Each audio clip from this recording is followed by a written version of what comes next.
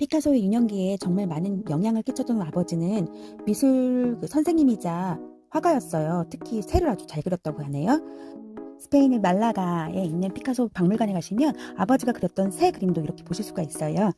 이러한 아버지의 영향으로 피카소도 비둘기 그림을 꽤 그렸는데요. 이게 우리나라 나이로 10살 때 그린 거래요. 정말 잘 그렸죠. 피카소의 공식적인 첫 작품이라고 알려져 있는 이 피카도르는 9살 때 그렸어요. 굉장하네요. 좀 손상이 됐지만 피카소가 끝까지 간직했던 그림입니다. 그 외에도 투우 장면이나 소 그리는 그림들이 꽤 있더라고요. 1895년 아버지가 또 발령이 납니다. 이번에는 바르셀로나로 이사를 가서 라코르냐에서 그랬던 것처럼 아버지의 학교에서 열심히 그림을 배워요. 15살이 되던 해에 피카소는 처음으로 프라도 박물관을 방문하게 됩니다. 훗날 자신이 이 박물관장이 될 거라고 알고 있었을까요? 이 시기에 아버지의 어시스턴트로 있다가 피카소와 아주 친해진 사람이 있는데 이름이 마누엘 빠야레였어요. 피카소보다 5년 먼저 태어나서 피카소보다 1년 더 뒤에 사망을 했어서 98세에 여생을 마감했네요. 찾아보니 이렇게 할아버지 시절 사진만 있더라고요. 두 사람의 우정이 78년을 유지되었다고 하더라고요. 1897년 17세의 나이에 웬만한 성인들도 입학하기 힘들다는 마드리드의 산페르난도 왕립 미술 아카데미에 피카소가 당당히 입학을 해요. 그때 처음 그린 대형 캔버스 과학과 자비라는 그림이거든요. 이때 당시 피카소 아버지가 실제로 모델을 서줬었어요.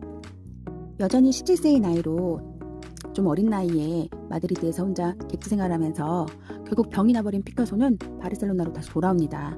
이때 그 절친이 된 마누엘이 자기는 시골에 가서 몸 좀 요양을 좀 하자 하고 건의를 해서 같이 시골 전원 생활을 만끽하게 돼요. 이게 그때 그린 그림이고요. 1년 뒤인 19살에 다시 바르셀로나로 돌아와서 선술집 네마리의 고향으로 불리는 엘스 캐트리카 아츠에서 모임을 해요. 일종의 살롱이죠. 여기서 훗날 피카소가 청색 시대를 여는데 원인 제공을 해주는 카사이마스를 만나게 되고요. 그리고 절친이 돼서 나중에 비서 업무를 수행하게 될 영원한 친구 시인 하이메 사바르테스도 친해지게 됩니다. 피카소가 이 선술집에 정말 단골은 단골이었던지 이 그림이 그 레스토랑에 그려준 그림의 메뉴판에다가 좀 아담한 사이즈지만 피카소가 생전 처음으로 여기서 전시회라는 걸 하게 돼요.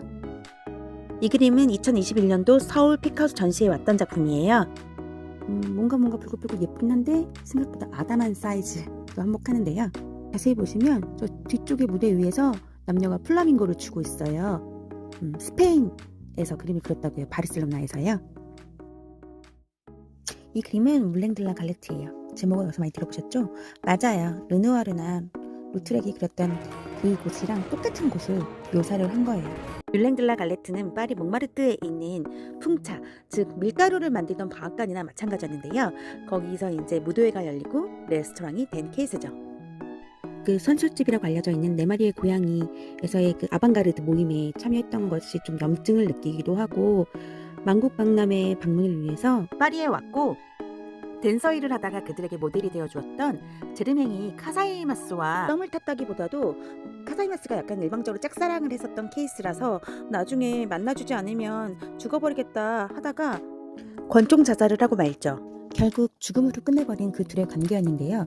제가 어디선가 봤는데 카사이마스가 성적으로 좀 무능했었다라는 얘기를 듣고 이 지니어스 피카소 영상을 봤는데 거기에도 사실 그런 내용이 나오더라고요. 흥미로웠는데 알 수 없죠. 정말 사실 여부는요. 그리하여 이제 카사이마스로 인하여 피카소의 청색의 시대가 열린 거죠. 어떤가요? 그림들이 다 좀 암울하죠.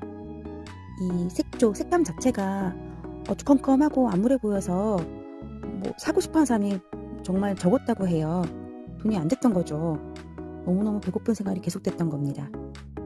그러다가 1903년에 피카소가 인간이 태어나서 죽기까지의 과정을 생각하게 하는 삶, 라비라는 작품을 그리는데요. 이게 논란이 많았다고 해요. 저 남자는 카사이마스거든요. 어린 아기도 보이고요. 그림을 보시면 성스러운 사랑과 속된 사랑의 대비일까 아니면 인생의 과정일까 아니면 인간의 그렇고 그런 비참함을 인정하는 걸까 말이 많은데요. 이게 저 카사이마스 얼굴 밑에 보면요, 엑스레이 감식 결과 원래는 피카소 얼굴을 그려넣었다고 하더라고요. 그리고 이 캔버스 자체가 피카소의 마지막 순간이라는 작품 위에다가 덧대어가지고 위에다가 씌워서 만든 그림이 이 그림이라고 합니다. 흥미롭죠? 파블로 피카소는 과연 어떤 심경의 변화를 겪으면서 본인의 얼굴을 지우고 카사이마스의 얼굴로 바꿔넣었을까요? 그게 참 궁금하더라고요.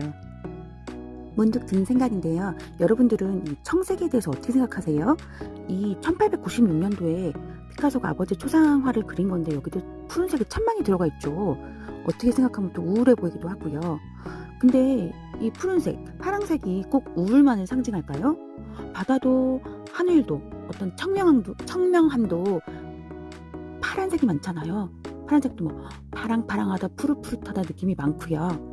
피카소가 나는 파란색을 좋아한다 라고 말한 적이 있는데 여러분에게는 파란색이 어떤 느낌으로 다가가는지 한번 생각해 보시면 좋을 것 같아요.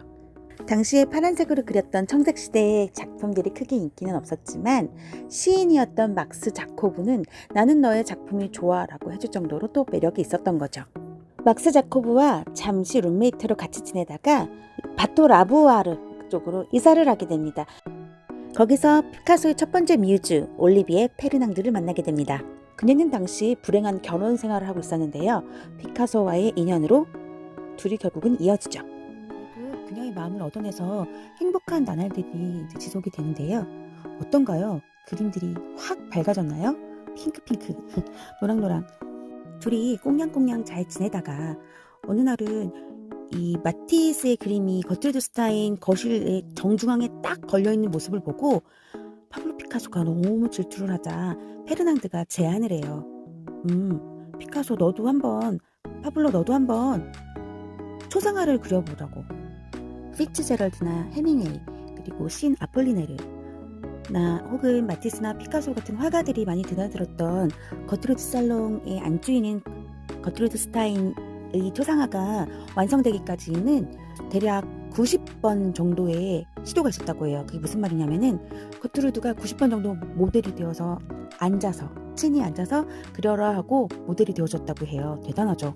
어느 책에서 80번으로 봤는데 거트루드 스타인이 그 걸프렌드였던 토클라스의 자서전을 보면은 90번이라고 정확히 쓰여져 있더라고요. 피카소가 거트루드의 초상화를 완벽을 깨서 그리기 위해 욕심을 냈던 건가 어떤 건가는 모르겠는데요.